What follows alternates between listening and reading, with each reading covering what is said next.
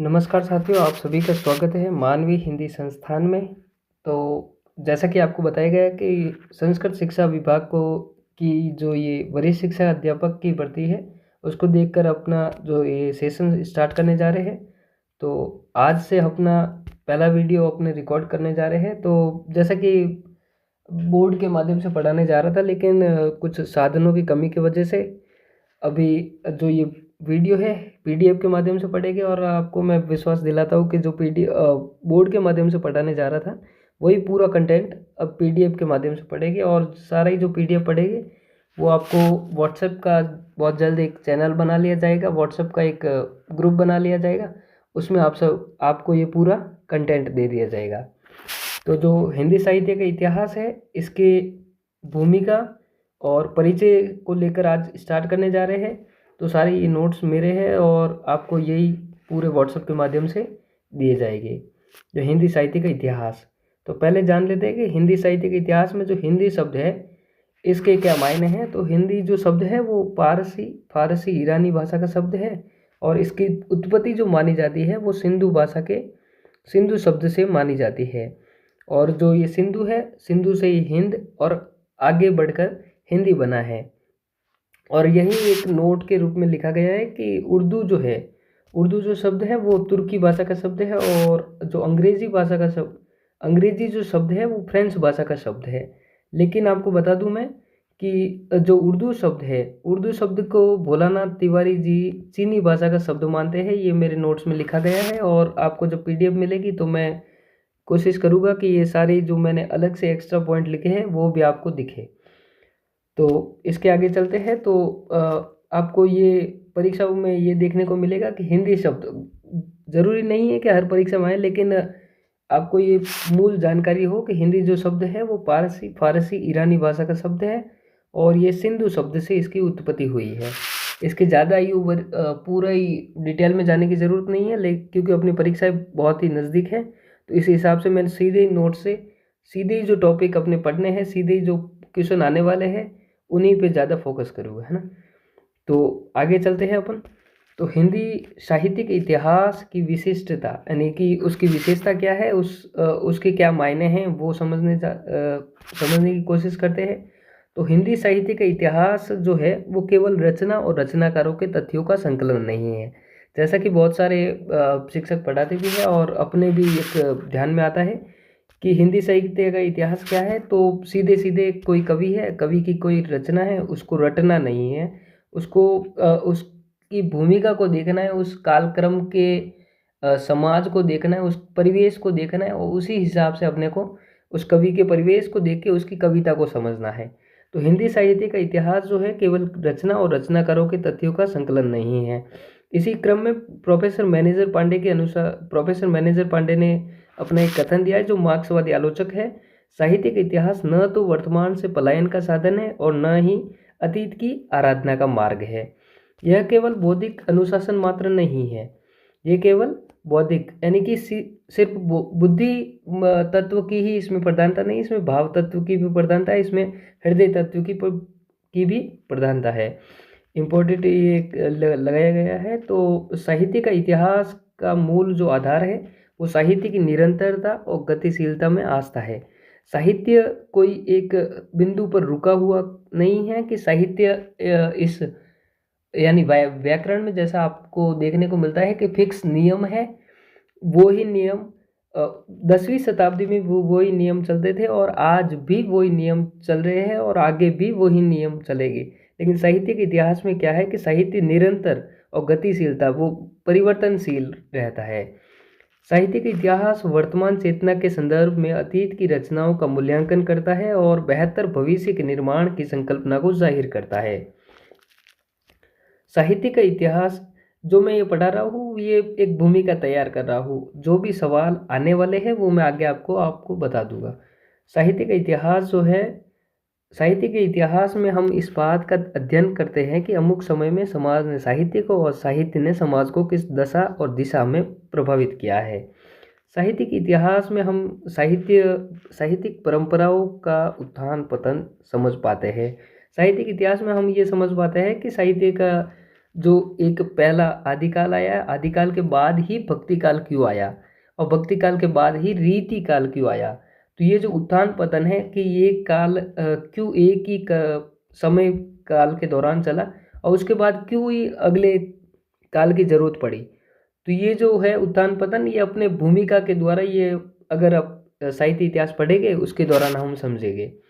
चर्चित वक्तव्य है जो आप कई परीक्षाओं में भी देखते हैं, तो इधर से आपका ये जो क्वेश्चन आने का है फॉर्मेट वो स्टार्ट हो जाता है। साहित्यिक इतिहास से ये चर्चित वक्तव्य आते हैं। तो रामचंद्र शुक्ल है, उनका एक कथन है कि जबकि प्रत्येक देश का साहित्य वहाँ की जनता की चित्तवृत्तियों का प्रतिबिंब होता है। तो इसमें आप याद रखने के लिए इतना ही याद रखेंगे कि चित्तवृत्तियों का प्रतिबिंब, जहाँ भी चित्तवृत्तियों का प्रतिबिंब शब्द आ जाएगा वहाँ रामचंद्र शुक्ल आपको उत्तर करना है। जबकि प्रत्येक देश का साहित्य वहाँ की जनता की चित्तवृत्तियों का प्रतिबिंब होता है। इस प्रकार आचार्य शुक्ल ने साहित्य को जनता की चित्तवृत्तियों के साथ जोड़कर देखा है। अगला कथन है बालकृष्ण भट्ट का। तो बालकृष्ण भट्ट कहते हैं कि साहित्य जनसमूह के हृदय का विकास है। जैसे कि रामचंद्र शुक्ल ने चित्तवृत्तियों का प्रतिबिंब कहा है, वैसे ही बालकृष्ण भट्ट आते ही आपको याद रखना है कि साहित्य को, बालकृष्ण भट्ट ने साहित्य को जनसमूह के हृदय का विकास कहा है। महावीर प्रसाद द्विवेदी का कथन है कि साहित्य साहित्य ज्ञान राशि का संचित कोश है।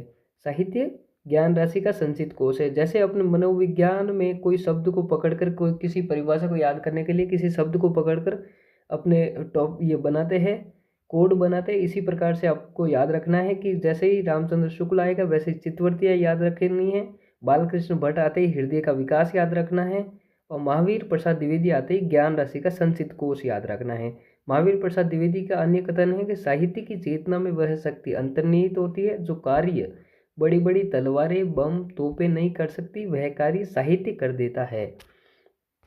हजारी प्रसाद द्विवेदी जी का कथन है कि मनुष्य ही साहित्य का लक्ष्य है। इसको भी आप इम्पोर्टेंट याद रखेंगे, रामचंद्र शुक्ल और हजारी प्रसाद द्विवेदी। मनुष्य ही साहित्य का लक्ष्य है। अब आगे चलते हैं। तो साहित्य इतिहास लेखन, जो साहित्य इतिहास लिखा गया है उसके लेखन की 4 प्रविधियाँ यानी विधियाँ मानी जाती है। 4 तरीकों से इतिहास लिखा गया है। एक पहली जो विधि है, जो पहल स्टार्ट हुई थी, वर्णानुक्रम पद्धति, फिर दूसरी है कालानुक्रम पद्धति, तीसरी है विधेयवाद और चौथी है वैज्ञानिक पद्धति। पहली जो विधि है वर्णानुक्रम पद्धति, उसमें 2 इतिहासकार आते हैं, साहित्य इतिहासकार आते हैं, गाडसे दत्तासी और शिव सिंह सेंगर। दूसरी जो प्रविधि है उसमें है कालानुक्रम पद्धति, उसमें आते हैं ग्रियर्सन। तो काल क्रम में बांटने का पहला क्रम जो स्टार्ट किया था वो है ग्रियर्सन के द्वारा, ग्रियर्सन, और दूसरे हैं मिश्र बंधु।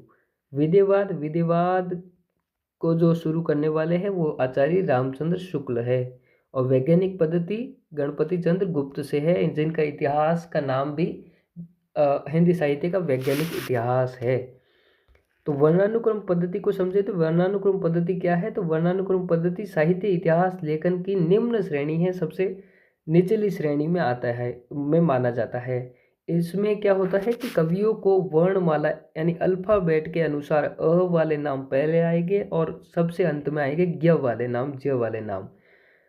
तो इसमें कवियों को वर्णमाला के अनुसार स्थान दिया जाता है। असल में इस प्रकार के ग्रंथ शब्दकोश की भांति प्रतीत होते हैं।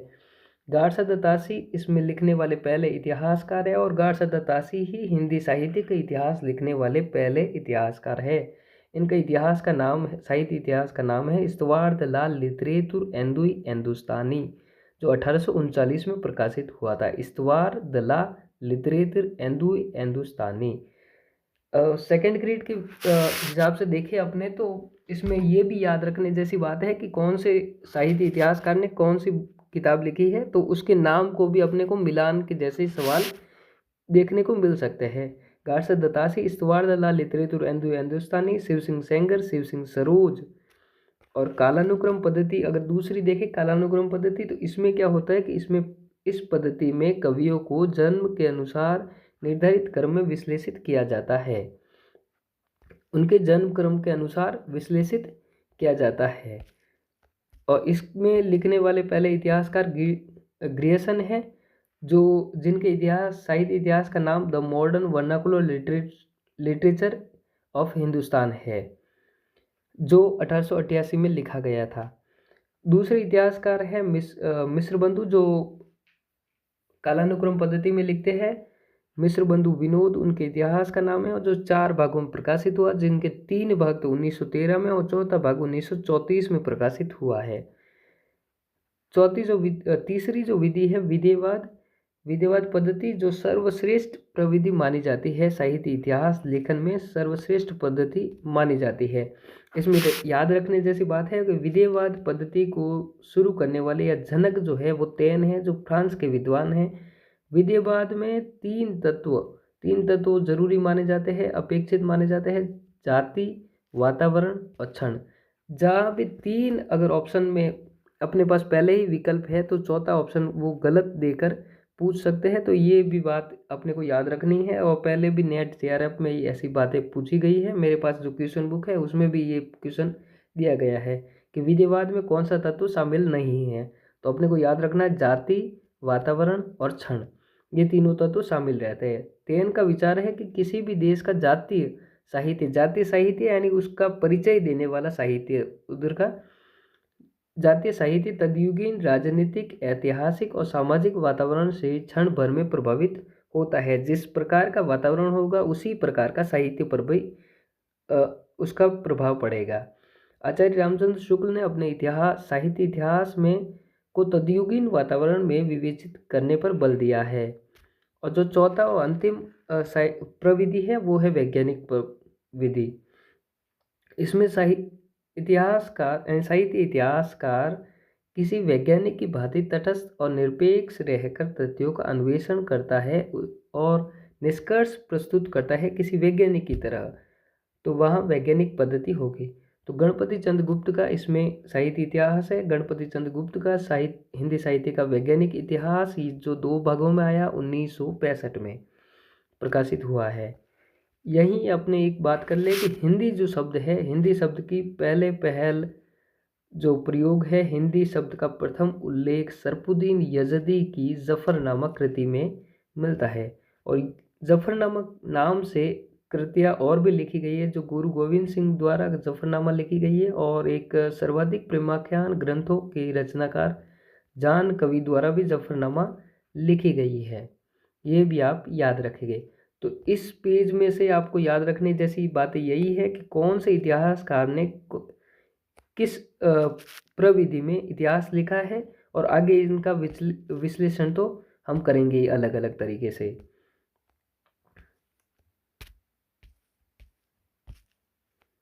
तो अभी हम स्टार्ट करने जा रहे हैं साहित्य इतिहास की लेखन परंपरा को, जिसमें हम प्रत्येक साहित्य इतिहास के लेखक को और उनकी किताबों को, उनके साहित्य इतिहास को विश्लेषित करेंगे, जानेंगे।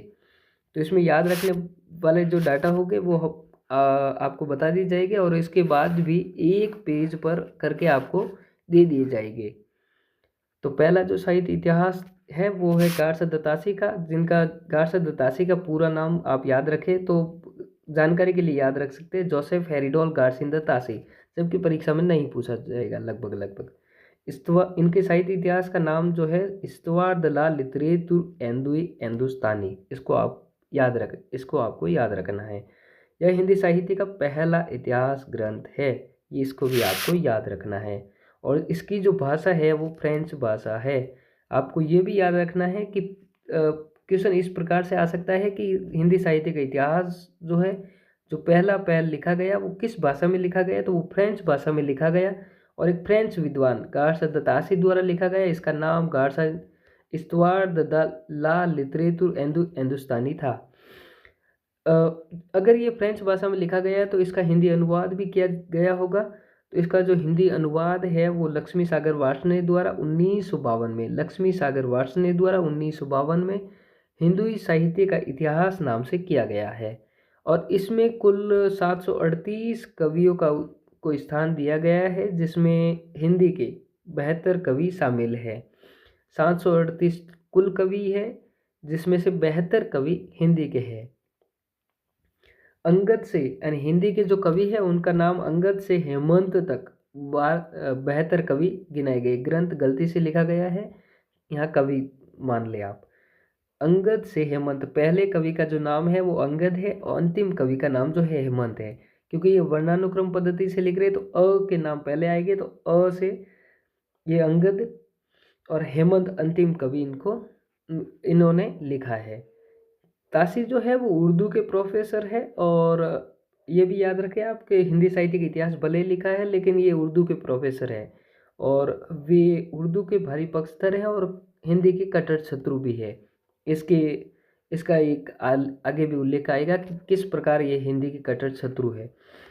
एंदुई जो शब्द है, एंदुई हिंदुस्तानी जो इस ग्रंथ का नाम है, इतिहास ग्रंथ का नाम है इस्तवार दलाल लिटरेतुर एंदुई हिंदुस्तानी। तो जिसमें एंदुई जो शब्द है वो एंदुई का अर्थ है हिंदी, एंदुई का अर्थ हिंदवी, हिंदवी से हिंदी है, और हिंदुस्तानी का जो अर्थ है वो हिंदुस्तान यानी उर्दू है। और जैसे कि मैंने कहा है कि हिंदी के कट्टर शत्रु तासी है, उसी प्रकार हिंदी के प्रहरी आपको अगर पूछा जाए तो हिंदी के प्रहरी पुरुषोत्तम दास टंडन है। प्रारंभ में जो ये गारसद तासी का इतिहास ग्रंथ है वो 2 भागों में प्रकाशित हुआ है, जो 1839 और दूसरा भाग है 1847 में। लेकिन इसका ही दूसरा संस्करण जो है 1871 में प्रकाशित हुआ है, जबकि यहाँ मैंने लिखा है कि पहला भाग 1839, दूसरा भाग 1847 और तीसरा 1871, लेकिन ये दूसरा संस्करण है। 39, 47 और 71, आपको ये डेट भी याद रखनी है। जबकि वरिष्ठ शिक्षा में ये नहीं पूछा गया है अब तक तो कि कौन सा इतिहास ग्रंथ किस सन में लिखा गया, लेकिन तो भी आपको एक याद रखना चाहिए कि 1839 में पहला, 1847 में दूसरा, और दूसरा संस्करण, दूसरा भाग तो 1847 में, लेकिन दूसरा संस्करण जो है 1871 में है। असल में तासी के इतिहास ग्रंथ में हिंदी, उर्दू, अरबी, फारसी, पंजाबी आदि भाषाओं के कवियों का उल्लेख मिलता है, जिससे ये ग्रंथ खिचड़ी ग्रंथ सा प्रतीत होता है। 1837 में हिंदी उर्दू का विवाद प्रारंभ हुआ। 1837 में आपको बता दूं कि 1837 में जब भारत में अंग्रेज़ों का राज है, और जब एक तरफ तो अंग्रेज़ी भाषा अंग्रेज़ों ब्रिटिश राज्य की भाषा है, और एक तरफ जब मुग़ल से होते हुए जो उर्दू दिल्ली पर शासन करने वाले सभी शासकों की भाषा रही है, राजकाज की भाषा रही है, तो अंग्रेज़ों की ये चाल थी कि किसी प्रकार से इनको बांटा जाए, तो हिंदी और उर्दू में बांटा जाए। मुसलमानों के लिए उर्दू और हिंदू राज्यों के लिए हिंदी भाषा करके ऐसे बांटो और राज करो जैसी नीति पर चलने के लिए उन्होंने एक ऐसा कानून लगाया था कि जो भी चाहे वो दूसरी भाषा के रूप में हिंदी या उर्दू, अब पहली भाषा तो अंग्रेजी है ही है, सभी के लिए अनिवार्य है, और दूसरी भाषा के रूप में हिंदी या उर्दू का चयन कर सकते हैं। तो वहीं से एक तरह से आप कहे कि एक बीज पनप दिया गया था, कि बीज रोपण कर दिया गया था कि हिंदुस्तान को बांटा जाए। तो वैसे ही हिंदी और उर्दू का विवाद जो है 1837 में उजागर होता है या आता है। उसी क्रम में जब मैं पहले भी आपको बता चुका हूँ कि तासी जो है उर्दू के पक्षधर है, उर्दू के प्रोफेसर है, तो उनके ही एक टक्कर में पंजाब के बाबू नवीन चंद्र है, जो ज्ञान प्रदायिनी पत्रिका के प्रकाशन करते हैं, और उन्होंने हिंदी का पक्ष लेते हुए उर्दू को आशिकी की ज़बान कहा। तो पेरिस में बैठे बैठे, क्यों पेरिस में तासी प्रोफेसर पेरिस में थे, तो बैठे बैठे तासी बहुत चिढ़े, और इस अवसर पर तासी ने हिंदी को भद्दी बोली की संज्ञा दी है। तो सवाल तो यही है कि हिंदी को भद्दी बोली की संज्ञा देने वाले कौन हैं, तो आपको करना है तासी। और उर्दू को आशिकी की ज़बान कहने वाले कौन हैं, तो बाबू नवीन चंद्र, और इनकी जो पत्रिका का नाम है वो ज्ञान प्रदायिनी पत्रिका है, और इनका संबंध पंजाब से है। आगे चलते हैं। तो वर्णानुक्रम पद्धति में लिखा गया ये पहला इतिहास ग्रंथ है, और हिंदी साहित्य का भी पहला ही इतिहास ग्रंथ है। काल विभाजन, नामकरण, हिंदी साहित्य के प्रारंभ इत्यादि सवालों पर तासी मौन है। तासी से हमको याद रखने जैसी बात यही है कि ताशी का जो इतिहास ग्रंथ है वो इस्तवार द लिटरेचर हिंदुस्तानी है। पहला इतिहास ग्रंथ है, फ्रेंच भाषा में है। 1952 में लक्ष्मी सागर वार्ष्णेय ने हिंदू साहित्य का इतिहास नाम से इसका अनुवाद किया है। 738 कवि है टोटल, और जिसमें से हिंदी के 72 कवि है। अंगद से हेमंत तक गिनाए गए हैं। उर्दू के प्रोफेसर है ये। हिंदी के कट्टर शत्रु है, और इसी के साथ ही हिंदी के प्रहरी पुरुषोत्तम दास टंडन है। डेट याद रखेंगे कि 1839, 1847 और 1871। और याद रखने जैसी बात यही है कि ये पहला इतिहास ग्रंथ है और इन्होंने हिंदी को भद्दी बोली की संज्ञा दी है। आगे चलते हैं तो मौलवी करीमुद्दीन का नाम आता है इसी क्रम में। तो इनके इतिहास ग्रंथ का नाम है तज़किराए शुअराए हिंदी।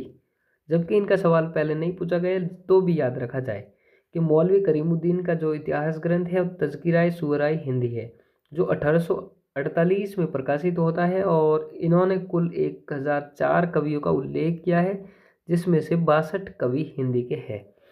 यह ग्रंथ ताशी के इतिहास ग्रंथ का अनुकरण प्रतीत होता है, और इस ग्रंथ में कालखंडों और नामकरण तो नहीं, यानी कालखंडों का नामकरण तो नहीं है, लेकिन कालक्रम का ध्यान रखा गया है। इसी क्रम में तीसरा जो इतिहास ग्रंथ है इस पे खास ध्यान रखा जाए, क्योंकि पहला जो इतिहास ग्रंथ है कारसद ताशी का, उस पर विशेष ध्यान रखे, और शिव सिंह सेंगर और इसके बाद आने वाले ग्रंथों पर ध्यान रखने जैसी बात है। जबकि करीमुद्दीन के इतिहास ग्रंथ पर सिर्फ एक बार नज़र घुमाने की बात है। जो शिव सिंह सेंगर है, इनके इतिहास ग्रंथ का नाम शिव सिंह सरोज है। सीधे सीधे आपको पता चल जाएगा देखते ही कि शिव सिंह सरोज के लेखक जो है शिव सिंह सेंगर है। और जो यहाँ लिखा गया है कि इतिहास लेखन की परंपरा में शिव सिंह सरोज जो है वो एक प्रस्थान बिंदु माना जाता है।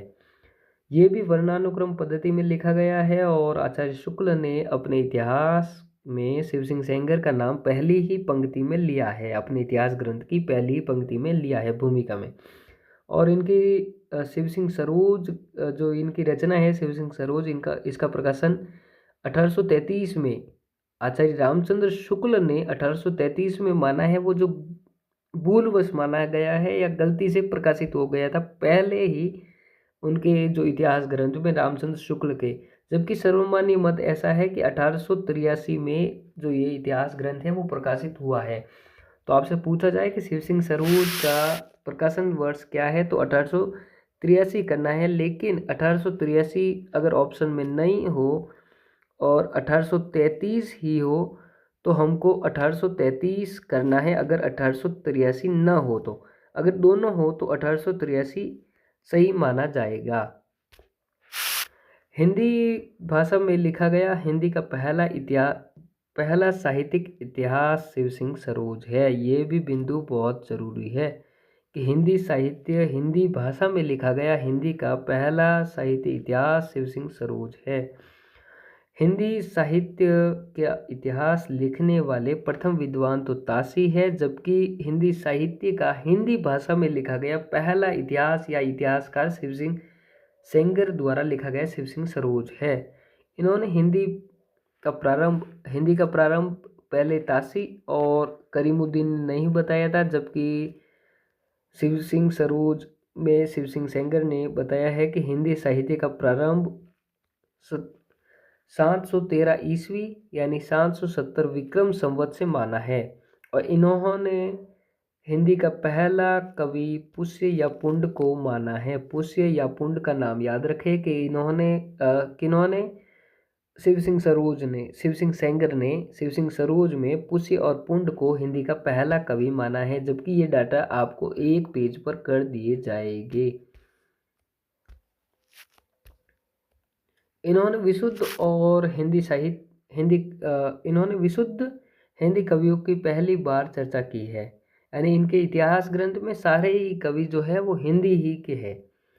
पहले जो आपने देखे ताशी के, तो उनके इतिहास ग्रंथ में पंजाबी भाषा के, हिंदी भाषा के और भी अन्य भाषा के, उर्दू के कवियों को भी सम्मिलित किया गया था। लेकिन इनके यानी शिव सिंह सेंगर ने सिर्फ हिंदी के ही 1003 कवियों का उल्लेख किया है। लगभग माने तो मानते हैं, लेकिन 1003 कवियों को उल्लेख किया है। किसी भारतीय द्वारा लिखा गया हिंदी साहित्य का पहला हिंदी का पहला इतिहास ग्रंथ है, और इस ग्रंथ में पहली बार हिंदी साहित्य की प्रारंभ की चर्चा की गई है।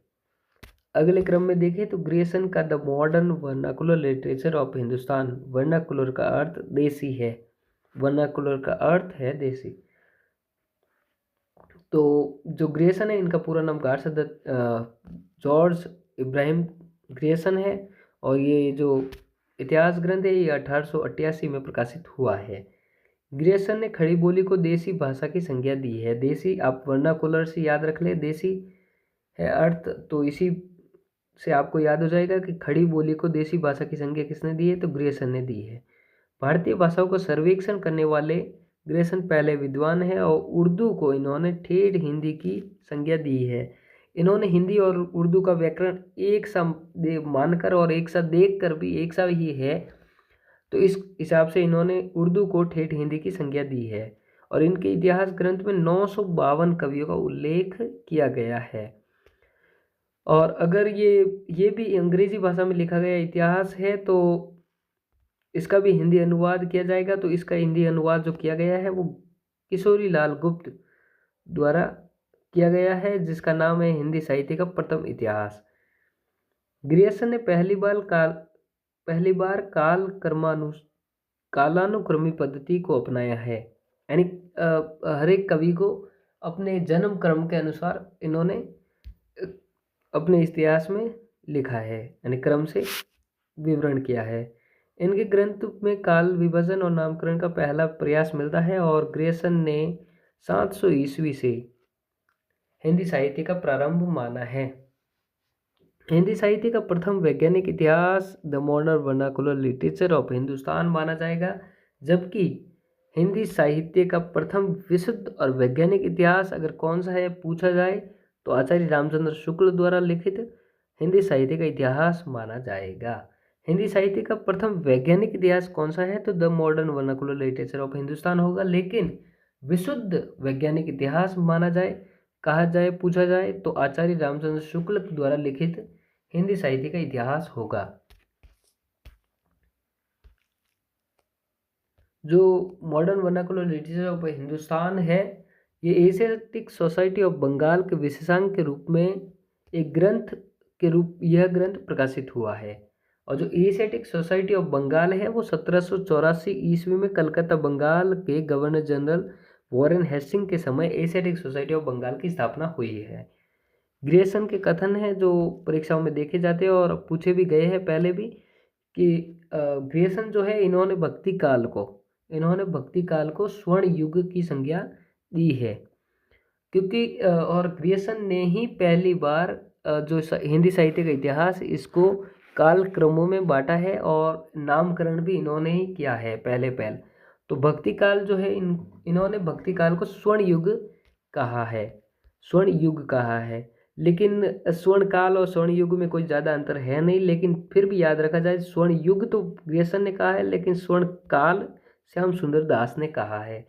ग्रियर्सन ने भक्ति काल को ईसाईयत के प्रभाव से बिजली की कौंद या चमक की भांति त्वरित उदित माना है, यानी कि ग्रियर्सन अपने को ऐसे याद रखना है कि ग्रियर्सन ब्रिटेन के है, ब्रिटिश है, तो ये ईसाई है, तो ईसाई वाला कथन भी इनका है कि ग्रियर्सन ने भक्ति काल को ईसाईयत के प्रभाव से बिजली की कौंद या चमक की भांति त्वरित उदित माना है।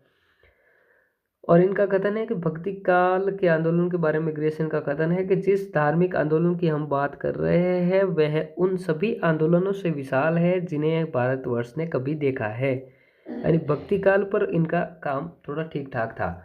तो भक्ति काल पर इनका कथन भी है कि जिस धार्मिक आंदोलन की हम बात कर रहे हैं वह उन सभी आंदोलनों से विशाल है जिन्हें भारतवर्ष ने कभी देखा है।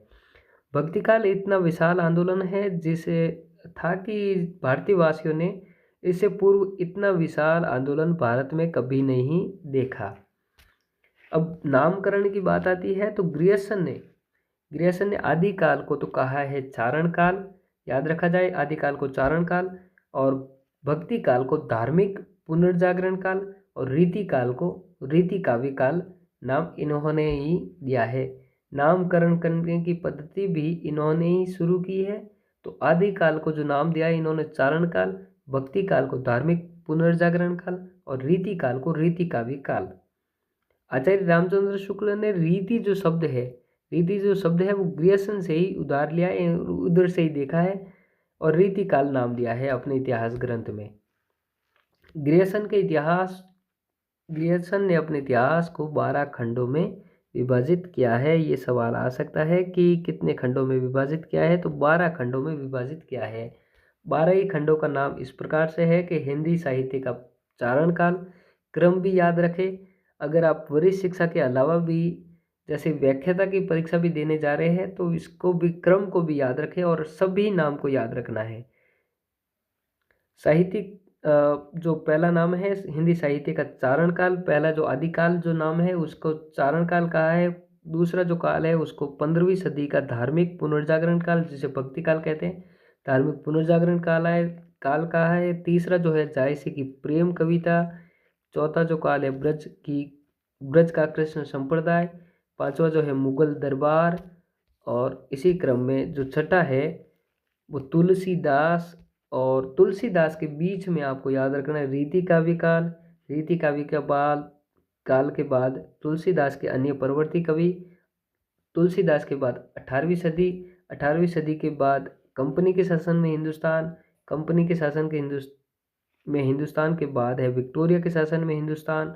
और उसके बाद है विविध अन्य कवि। 12वां जो भाग है विक्टोरिया के 11वां जो भाग है विक्टोरिया के शासन में हिंदुस्तान, और 12वां जो भाग है विविध अन्य कवि परिप्रेक्ष्य।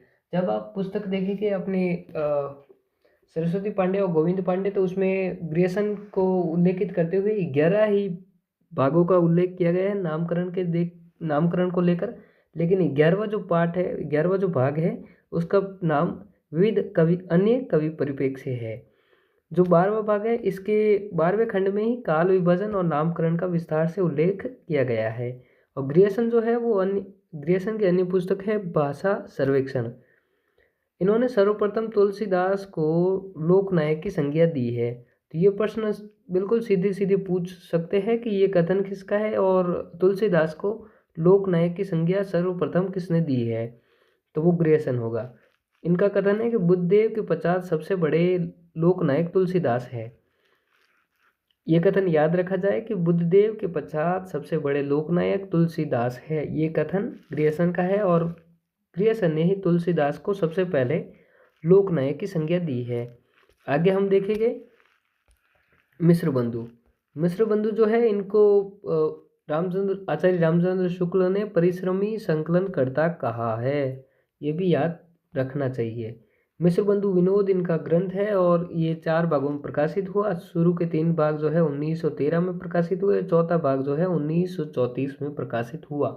जबकि कहीं कहीं गलतीवश, भूलवश या फिर त्रुटि आप मान ले कि 1913 और एक दूसरा जो चौथा भाग जो है 1914 माना जाता है, लेकिन 1934 इसका मान्य मत है कि पहले जो 3 भाग है 1913 में प्रकाशित हुए, चौथा जो भाग है 1934 में प्रकाशित हुआ है। और मिश्र बंधु को लेकर सबसे ज़्यादा अगर कोई सवाल पूछा गया है सभी परीक्षाओं में देखें तो वो सवाल ये है कि इन जो मिश्र बंधु है इनमें 3 जो साहित्य इतिहास लेखक, 3 जो भाई है उनके नाम क्या है। तो इसमें याद रखें आप सुखदेव बिहारी, श्याम बिहारी मिश्र और गणेश बिहारी मिश्र। और इसमें जो चौथा आपको विकल्प दिया जाता है वो ज़्यादातर दिया जाता है कृष्ण बिहारी मिश्र। ज़्यादातर परीक्षा में आपको देखने को मिलेगा कृष्ण बिहारी मिश्र। तो आपको याद रखना है कि जो मिश्र बंधु में शामिल है वो है सुखदेव बिहारी मिश्र, श्याम बिहारी मिश्र और गणेश बिहारी मिश्र। सुख, श्याम और गणेश। कृष्ण बिहारी मिश्र विशेष करके याद रखना नहीं है, शामिल नहीं है। इस ग्रंथ में लगभग 5000 कवियों का परिचय मिलता है। 5000 अगर आप सही डाटा देखें तो 4591 सरस्वती पांडे गोविंद पांडे में लिखा गया है। 4591, लेकिन आपको याद यही रखना है कि लगभग 5000 कवियों का उल्लेख मिलता है, परिचय मिलता है। कालानुक्रम पद्धति में लिखा गया है और जो मिश्र बंधु है इनका नाटक है नेत्रोन मिलन। इसको भी आपको याद रखना है कि इनके नाटक का नाम नेत्रोन मिलन है। जबकि नाटक की क्लास जब होगी तो नाटक में ये भी बताया जाएगा, लेकिन फिर भी आपको यही याद रखना है कि मिश्र बंधुओं का नाटक है नेत्रोन मिलन। आचार्य रामचंद्र शुक्ल ने मिश्र बंधु विनोद को महाव्रत संग्रह कहा है। ये भी विशेष बिंदु है कि महाव्रत संग्रह बड़ा भारी। महाव्रत संग्रह किसने कहा है और किसको कहा है? तो आचार्य रामचंद्र शुक्ल ने मिश्र बंधु विनोद को महाव्रत संग्रह कहा है, बड़ा भारी ग्रंथ कहा है। और मिश्र बंधुओं ने संवत 700 से यानी अगर ईस्वी सन में देखें तो 443 से हिंदी साहित्य का प्रारंभ माना है।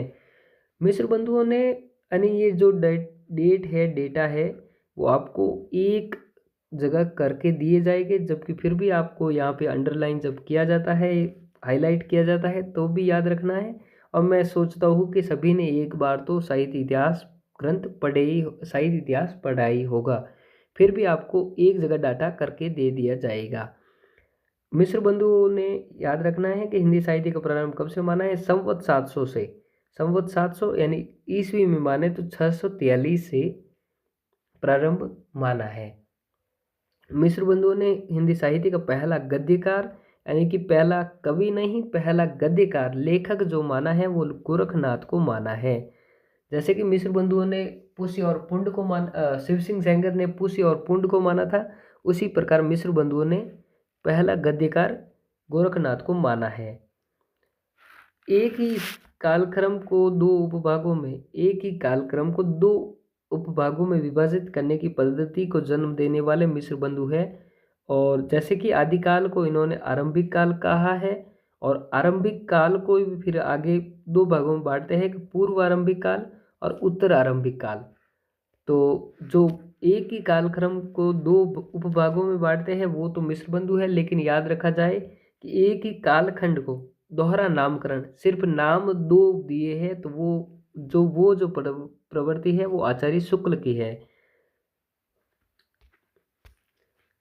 रीतिकालीन कवियों का परिचयात्मक विवरण परिचय देने में सबसे ज़्यादा आचार्य शुक्ल ने सर्वाधिक उपयोग किया है, तो वो मिश्र बंधु विनोद का किया है। और इसका जिक्र उन्होंने अपनी इतिहास की भूमिका में भी किया है। किस रीतिकालीन कवियों का सर्वाधिक अगर कोई परिचय किधर से आचार्य शुक्ल ने लिया है तो वो मिश्र बंधुओं से लिया है।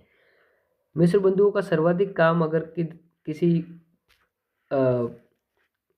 काल को लेकर है तो वो है रीतिकाल को लेकर।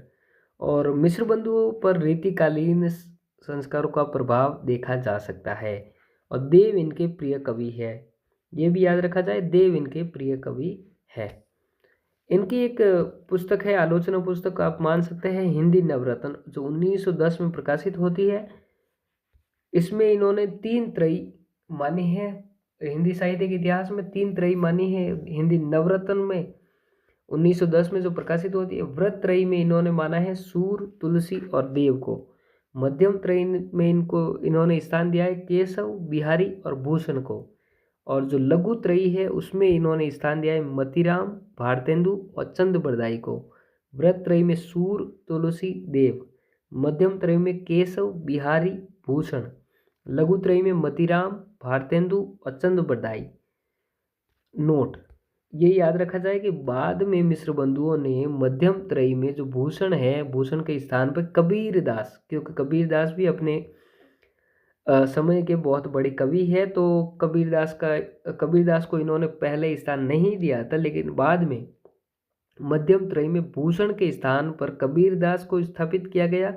और लघु त्रयी में जो मतीराम है उनके स्थान पर त्रिपाठी बंधु नाम लिया गया। और त्रिपाठी बंधु में आपको सभी को पता होगा कि त्रिपाठी बंधु भूषण, मतीराम और चिंतामणि त्रिपाठी मुख्य रूप से आते हैं। और इनके एक और भाई है जिनका नाम जटाशंकर त्रिपाठी है, जिनका हिंदी साहित्य इतिहास में तो इतना खास रोल रहता नहीं है, लेकिन भूषण, मतीराम और चिंतामणि त्रिपाठी जो त्रिपाठी बंधुओं के नाम से जाने जाते हैं, उनको लघु त्रयी में दिया नाम। तो अंतिम रूप से जो त्रयी बनती है, व्रत त्रयी में सूर, तुलसी, देव।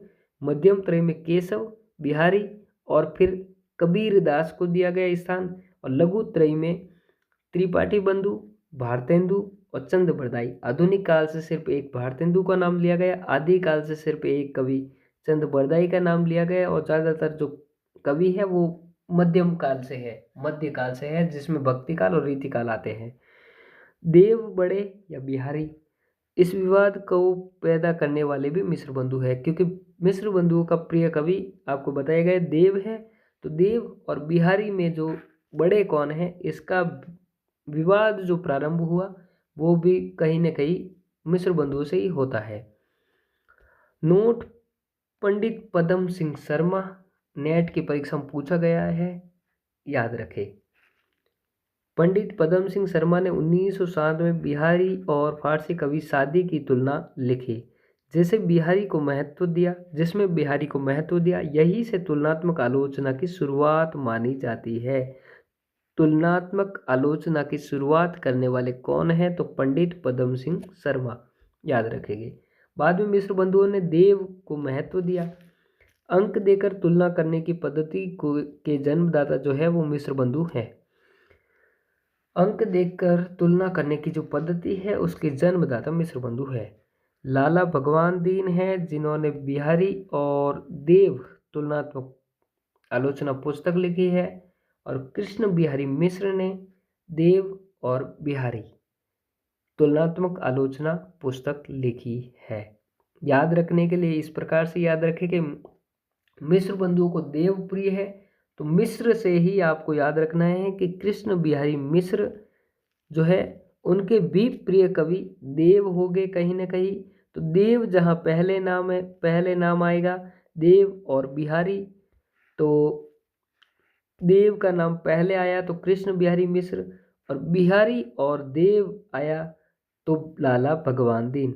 भगवान है तो बिहारी, भगवान कौन है, बिहारी है, और कृष्ण बिहारी मिश्र जन नाम आएगा क्योंकि ये मिश्र बंधुओं से ही निकले हुए हैं, अलग है लेकिन वहीं से आप जोड़ सकते हैं। खाली याद रखने के लिए कि देव प्रिय कवि मिश्र बंधु के हैं, तो कृष्ण बिहारी मिश्र भी कहीं ना कहीं देव को ज़्यादा बल देंगे। तो देव और बिहारी तुलनात्मक आलोचना पुस्तक जो है वो कृष्ण बिहारी मिश्र की है।